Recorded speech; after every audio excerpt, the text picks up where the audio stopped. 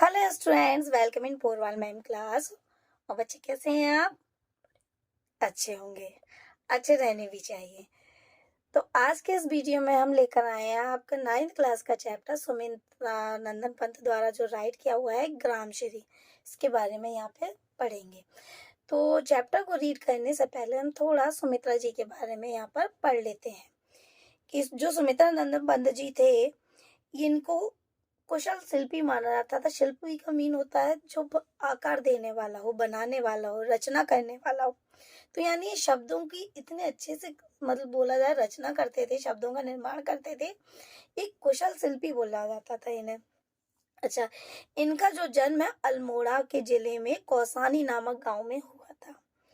19वीं सदी में 1900 में मान लीजिए आप 1900 में अल्मोड़ा जिले के कौसानी गांव में हुआ था। इनकी प्राथमिक शिक्षा जो थी अल्मोड़ा तथा कॉलेज प्रयाग में माया सेंट्रल कॉलेज में हुआ था। मतलब इनकी जो प्रारंभिक शिक्षा थी वो कहाँ हुई थी? अल्मोड़ा में हुई थी। और कॉलेज कहाँ पर हुआ था? प्रयाग में। प्रयाग यानी इलाहाबाद को बोलते हैं, और जिसका फिर से नाम प्रयाग हो चुका है। इन्होंने गांधी जी के असहयोग आंदोलन में भाग लेने के लिए कॉलेज को छोड़ दिया था। मतलब उस समय ये आजादी का टाइम चल रहा था, तो जब इन्होंने गांधी जी का तो इन्होंने उसमें सहयोग देने के लिए अपनी जो पढ़ाई थी उसको छोड़ दिया, कॉलेज को छोड़ दिया। और ये आजादी के जो सहयोग देने लगे, आजादी के लिए ये सहयोग देने लगे लड़ाई में। अनेक वर्षों तक आकाशवाणी से जुड़े रहे। आकाशवाणी जो आज के टाइम में हम बोलते हैं एफएम वगैरह, रेडियो वगैरह का जो होता है, आकाशवाणी में से जुड़े रहे। साहित्य सेवा में तो ये 4 वर्ष से ही शुरू कर दी थी। जो साहित्यिक सेवाएं थी इनकी, मतलब साहित्य रचनाएं जो थी, जब इनकी उम्र 4 वर्ष की थी तभी इन्होंने शुरू कर दी थी। अच्छा, कुछ रचनाएं हैं जो इनकी थी, जैसे पल्लव, गुंजन, युगांत, युगवाणी, ग्राम्या, स्वर्ण किरण, उत्तरा, अतिमा, कला और बूढ़ा चांद जैसे आदि इनकी जो रचनाएं थी बहुत प्रसिद्ध थी। इनकी जो भाषा शैली होती थी वो इनकी मतलब जो भाषा शैली थी वो संस्कृत के शब्दों का प्रयोग अधिक करते थे। तो ये तो हमने बता दिया आपको सुमित्रा नंदन पंत जी के बारे में। अच्छा, अब हम अपना करते हैं चैप्टर स्टार्ट, जो ग्रामश्री है। जो ग्रामश्री ये कविता है, इसमें हरियाली को लेके बताया गया। जो खेतों की जो सुंदरता होती है, उस पर ओस का गिरना, फिर सूर्य की किरणों के द्वारा जो दृश्य प्रकट होता है, उसके बारे में यहाँ पर जो पोइटर है वो उसने अपने शब्दों में उस सुंदरता का बखान किया है। तो पहला है यहाँ पर, जैसे पहला दिया हुआ, पहली रेखा इनकी पंक्ति में लिखा हुआ है, फैली खेतों में दूर तलक मखमल की कोमल हरियाली लिपटी, जिससे रवि की किरणें, रवि यानी कि सूर्य, रवि की किरणें चांदी सी उजली जाली, तिनकों के हरे हरे तन पर हिल हरित रुधिर है रहा। हरित मीन्स हरा और रुधिर मीन्स खून, ठीक है ना। रहा झलक श्यामल, श्यामल मीन्स काला, भूतल यानी धरती पर झुका हुआ नभ का चल, निर्मल नील फलक। अब देखो, फैली खेतों में दूर तलक मखमल कोमल सी हरियाली। यदि हम इस पाठ का पहले हम संदर्भ बता देते हैं तो संदर्भ रहेगा, प्रस्तुत पंक्तियां हमारी पाठ्य पुस्तक क्षितिज के पाठ 13 के कविता ग्रामश्री से ली गई हैं। इस कविता के प्रसिद्ध कायावादी छवि सुमित्रा नंदन पंत जी हैं। इसमें कवि ने प्राकृतिक सौंदर्य का बड़ा ही सुंदर जो दृश्य या बोला जाए चित्रण प्रस्तुत किया है, ठीक है ना। तो जो संदर्भ होता है, संदर्भ में क्या दिया होता है, बुक का नेम, ये पॉइंट्स कुछ होते हैं, इनको हाईलाइट किया या तो डार्क कलर से स्केच से आप करेंगे। तो एक तो बुक का नेम, चैप्टर का नेम, चैप्टर का नंबर प्लस राइटर का नेम, ध्यान से ये चीजें होती है, ठीक है ना। तो ये तो हमारा हो गया संदर्भ। तो अब इसके बाद हम इसका करते हैं भावार्थ। तो जो भावार्थ है दिया हुआ है, जैसे फैली खेतों में हरियाली, फैली खेतों में हरियाली। तो तो यहाँ पर कवि कहते हैं कि खेतों में, अब जैसे हम कभी जाते हैं ट्रैवल करते हैं तो हमने आसपास ना सही दूर तो देखे हैं कि जो खेत होते हैं वो दूर दूर तक उनमें क्या है, हरी हरी घास बड़ी अच्छी लगती है, ऐसा लगता है जैसे सनिल मखमल सी फैली हो। तो मखमल सी तरह कोमल हरियाली वहां पर फैली हुई है, उस पर सूर्य की किरणें ऐसे लिपटी हुई हैं मानो जैसे चांदी लिपटी, जिससे रवि की किरणें सूर्य की किरणें चांदी सी उजली उस मखमल जैसी हरियाली पर, यानी खेत में जो फसल उगकर खड़ी हुई है तो रात में उस पे पड़ती हैं उसकी बूंदें, और उसके बाद जब सूर्य की किरणें पड़ती हैं तो ऐसे लग रहा है जैसे क्या पड़ा हो, चांदी। फिर से हम एक बार इसको रिपीट करते हैं कि यहाँ पर जो राइटर है उन्होंने हरियाली का वर्णन करते हुए किया प्राकृतिक सौंदर्य का, कि गांव में चारों तरफ हरियाली फैली हुई है, ठीक है, और जब उस सुबह सुबह उस पर ओस की बूंदें गिरती हैं, ठीक है ना, और सूर्य उसके उदय होता है, जब ओस की बूंदें जब सफेद सफेद गीला गीला होता है, उसके बाद जब सूर्य उदय होता है और सूर्य की किरणें जब उन बूंदों पर पड़ता है के पर सॉरी पड़ती हैं, तो सारा वातावरण ऐसे झिलमिलाता चमक उठता है जैसे कि ऐसा लगता है, प्रतीत होता है कि क्या हो, हरियाली के ऊपर चांदी बिछी हो। ठीक, तो इसके आगे है तिनकों के हरे हरे तन पर। तिनको मीन्स यानी जो नए नए पत्ते उगे होते हैं, नए नए हरे हरे पत्ते देखे होंगे, मुलायम से होते हैं, उगे होते हैं। हिल हरित रुधिर है रहा झलक, हिल हरित रुधिर है रहा झलक, तो ऐसा लगता है मानो सूर्य की किरणें उसके आस आर पार चली जाती है। मतलब जब आपने देखा है कोई पत्ता जब उग रहा होता है तो वो इतना सॉफ्ट होता है, मुलायम होता है कि उसके आस आर पार भी दिखाई देता है। तो ऐसा प्रतीत हो रहा है जैसे सूर्य की जो किरणें हैं उसके आर पार चली जाती हों।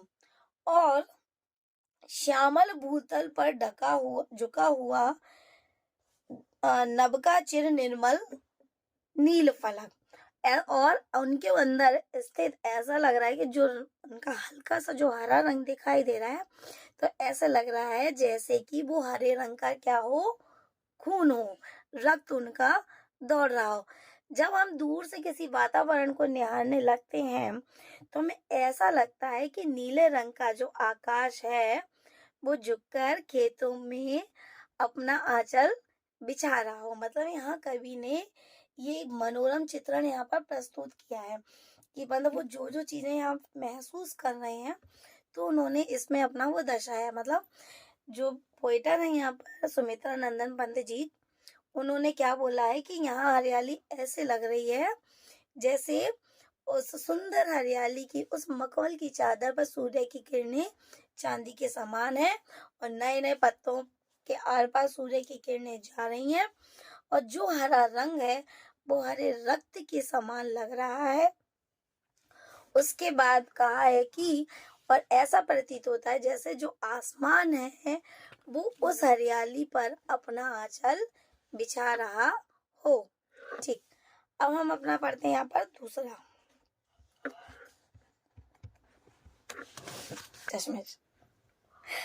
रोमांचित सी लगती वसुधा, आई जौ गेहूं की बोली बाली, अरहर सनई की सोने की किंकड़ियां हैं शोभाशाली, फूली सरसों पीली पीली, लो हरित धरा के झांक रही, नीलम की कली तीसी नीली।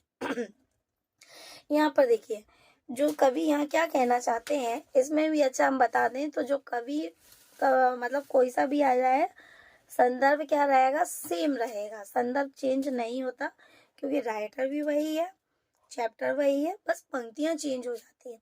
तो इस पंक्तियों में जो राइटर है वो कहना चाह रहा है कवि कि फसलों में लगती हुई धरती की सुंदरता का वर्णन बड़े अच्छे से किया हुआ, मनोरंजक ढंग से किया हुआ है। यहाँ पर देखो खेतों में जौ और गेहूं की फसल, जौ जिसके अंदर से आपने देखा होगा गेहूं निकलता है, जौ और गेहूं की फसलें, उगने से धरती बहुत ही रोमांचित रोमांचित यानी मनोहारी लग रही है। मतलब जो खेतों में किसकी खेती हुई है, खेतों में गेहूं सॉरी जौ और गेहूं की, और इनकी खेती होने से जो धरती है क्या लग रही है, बड़ी ही रोमांचित लग रही है। अरहर दाल और सनई की फसलें होने से, अरहर सनई की सोने की, तो अरहर तो देखा होगा आपने पीला होता है, तो अरहर की और सनई की फसलें सोने जैसी करगनी जैसी लग रही हैं। करगनी किसको बोलते हैं, जो कमर में बंधी जाती है, कंदौनी बोलते हैं, कमरबंद बोलते हैं। तो जो सनई और अरहर की फसलें कैसी लग रही हैं, करघनी सी लग रही हैं। फूली सरसों उड़ती भीनी तैलाक्त गंध, उड़ती भीनी और हवा चलने पर हिल हिल कर मधुर सी ध्वनि उत्पन्न कर रही हैं। ठीक है ना, उड़ती भीनी तैलाक्त मतलब जो उड़ी हुई है, सॉरी जब हवा चलती है तो इनकी जो हिल हिल कर क्या कर रही है, एक मधुर ध्वनि कर रही हैं, उत्पन्न पैदा कर रही हैं। अब रही सरसों, सरसों के फूलों के खिलने से क्या है, पूरा वातावरण खुशबू से भर गया है। ठीक है ना, फूली सरसों पीली पीली, सरसों के जब फूल पीले पीले होते हैं, जब खिल जाते हैं तो पूरा वातावरण क्या होता है, खुशबू से, यानी सरसों की जो खुशबू होती है वो भर जाती है। अब लोहरित धरा से झांक रही नीलम की कली तीसी नीली। तो अब यहाँ पे क्या है, जो धरती की प्रसन्नता, हाँ तो क्या है, अब तीसी जैसे बताया ना, जो सरसों के फूल जब खिल जाते हैं, बड़े होने लगते हैं, फूल अपने पूर्ण रूप में आ जाते हैं, तो उसकी खुशबू से पूरा वातावरण क्या है, महक रहा है, जो धरती की प्रसन्नता को दर्शा रही है। और क्या है, हवा चलती है तो बड़े अच्छे लगते हैं ना, खेत एक ही दिशा में, सारे जो फसल होती है एक ही दिशा में उड़ती, मतलब घूमती है, लहराती है, तो क्या है, वो प्रसन्नता दर्शाती है। इस हरी भरी धरती की सुंदरता को बढ़ाने के लिए अब तीसी नीली के फूल भी अपना सर उठा रहे हैं। मतलब अब, मतलब जैसे ही अरहर की दाल बताया, गेहूं बताए, जौ बताए, अब इनके बाद क्या है, तीसी के जो फूल हैं वो इनकी सुंदरता में क्या लगा रहे हैं, चार चांद लगा रहे हैं और बढ़ा रहे हैं, अपना सर उठा उठा कर इन्हें झांक कर देख रहे हैं। इस प्रकार खेतों में गेहूं, जौ, बालियां, अरहर और सनई की फलियां, सरसों के पीले फूल एवं अलसी की कलियां धरती का सौंदर्य बढ़ा रही है। मतलब सब प्रकार से ये बोला गया है कि कवि यहाँ ये कह रहे हैं कि जो गेहूं और जौ की जो फसल है वो उस धरती का क्या, उगने पर धरती का क्या होता है, रोमांचन बढ़ा रही हैं, या बोला जाए धरती की सुंदरता को बढ़ा रहे हैं।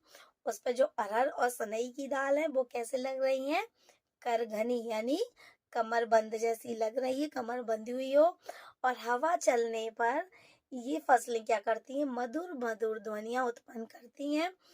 फिर सरसों के फूल खिलकर पूरे वातावरण को खुशबूदार कर देते हैं, जो धरती की प्रसन्नता को दर्शा रही हैं। इस हरी भरी धरती की सुंदरता को बढ़ाने के लिए तीसी के फूल भी अपना सर उठाकर झांक रहे हैं। ठीक, इस प्रकार खेतों में गेहूं, बालिया, जौ, अजहर, सनई की फलियां, सरसों के पीले फूल एवं अलसी की कलियां भी उसका सौंदर्य बढ़ा रही हैं। तो हमारे दो हो गए। अब तीसरा है, रंग रंग के फूलों में रिलमिल हंस रही सखियां, मटर खड़ी मखमली पेटियों सी लटकी छिमिया छिपाए बीज लड़ी, फिरती के रंग रंग की तितली, रंग रंग के फूलों पर सुंदर फूल फिरते हो, फूल स्वयं उड़ उड़ वृंतों पर। तो देखो यहाँ क्या है, जो रंग रंग के फूल हैं, यहाँ पर जो कवि हैं वो क्या कहना चाहते हैं कि खेतों में रंग बिरंगे फूलों की तितलियां, जैसे बताते कब कलर तो आपने देखे हैं, फूलों के कई प्रकार तो है, तो इसी प्रकार की जो तितलियां हैं, कवि कह रहे हैं कि खेतों में रंग बिरंगे फूलों और तितलियों की सुंदरता का वर्णन इसमें किया हुआ है। तो देखो, विभिन्न रंगों के फूलों के बीच खड़ी मटर की फसल, यानी फूल देखो कैसे पीले हो गए, सफेद हो गए, ठीक है, लाल हो गए। तो यहाँ पे क्या है, इन फूलों के बीच में क्या खड़ी हुई है, हरी मटर। जैसे आप देखो ना, कलरफुल फूल हैं ज्यादा से, फिर उनके ऊपर तितलियां दिखाए तो बहुत अच्छा मनोरम चित्रण लगता है। तो ठीक इसी प्रकार यहाँ पे क्या है, खेतों में जो फूल कलरफुल लगे हुए हैं उन पर मटर के जो दाने हैं, या हम मटर के दाने नहीं बोलेंगे, सीधा मटर जो लगी हुई है वो खड़ी मटर कैसी लग रही है, हंसती हुई सी लग रही है फूलों में, मतलब उनकी शोभा बढ़ा रही है। जैसे कोई सखी जब सज धज कर तैयार होती है तो सारी सखियां उसे देखकर मुस्कुराने लगती है। मतलब मटर जो है बिल्कुल अलग दिख रही है और सारे फूल उसको देखकर क्या कर रहे हैं, मुस्कुरा रहे हैं। ठीक है, बाकी सारे फूल हैं, कलरफुल हैं। एक जो मटर है, खड़ी मटर आपने देखी है ना, मटर लंबी से अलग से दिखाई देती है। तो जो मटर है एक ऐसी लग रही है जैसे सजी धजी एक, जैसे कई सखियां होती हैं उनमें एक बना, एक जो होती है मेन कैरेक्टर वाली होती है, जिसके ऊपर मतलब बोला जाए कुछ खास होती है। तो यहाँ जो मटर है उस खास सखी का रूप लिए हुए है, तो वो अलग से दिखाई दे रही है, जैसे कोई सखी सज धज कर तैयार होती हो, तो दिया हुआ होती हो। मखमली सॉरी, हंस रही सखियां मटर खड़ी खड़ी। ठीक, तो सज धज कर जब सखियां तैयार होती हैं तो बाकी की सारी सखियां उसे देखकर, यानी कि वो सारे फूल क्या करते हैं, मुस्कुराने लगते हैं। चिमिया छिपाए बीज लड़े, चिमिया छिपाई यानी इन्हीं के बीज, फसलों के बीज से लदी हुई लड़ियां खड़ी हुई हैं। ठीक है, तो यहाँ क्या है, इन्हीं के बीज, मतलब जहां मटर और वो खड़े हुए थे फूल, तो वहां क्या, छिमिया मीन्स होता है फलियां, छिमिया मीन्स फलियां। तो जो मटर के बीच यहाँ क्या है, इन्हीं के बीच में क्या है, फसलों के बीच में लदी हुई कौन खड़ी है, फलियां, फलियों की लड़ियां, लड़ियां मीन्स बेल मान लीजिए आप। ठीक है, बेलें जो क्या है, खड़ी हुई हैं। फिरती है रंग रंग की तितली।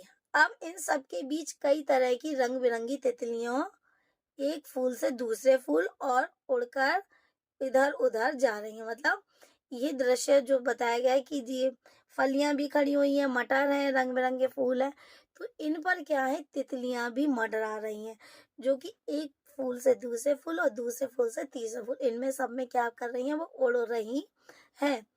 यह दृश्य है, ऐसा लग रहा है मानो खुद फूल ही उड़ उड़कर दूसरे पर जा रहे हो। जैसे देखो, रंग रंग के फूल सुंदर, फूले फिरत हो फूल पर। तो यानी जो रंग बिरंगी तितलियां हैं, जब एक फूल से उड़कर दूसरे फूल पर जाती हैं तो ऐसा लग रहा है कि जैसे तितली नहीं, कि एक फूल ही दूसरे फूल के ऊपर उड़कर जा रहा हो। उड़ उड़ वृंतों में वृंतों पर, उड़ उड़ वृंतों में वृंतों पर। तो यानी कि यहाँ क्या है, इस तरह प्रस्तुत पंक्तियों में कवि की कल्पना सजग हो उठी। सजग में ऐसा लगता है वाकई में ये सचित्रित, यानी अपने आंखों से हम देख सकें, कोई हमें बता रहा और उसके दृश्य हमारे सामने में हो चुकी हुई कल्पना, जिसमें उन्होंने रंग से भर कर प्राकृतिक वातावरण का बड़ा ही मन भावना चित्रण प्रस्तुत किया है। तो उसको एक बार और फिर से पढ़ते हैं, रिपीट करते हैं।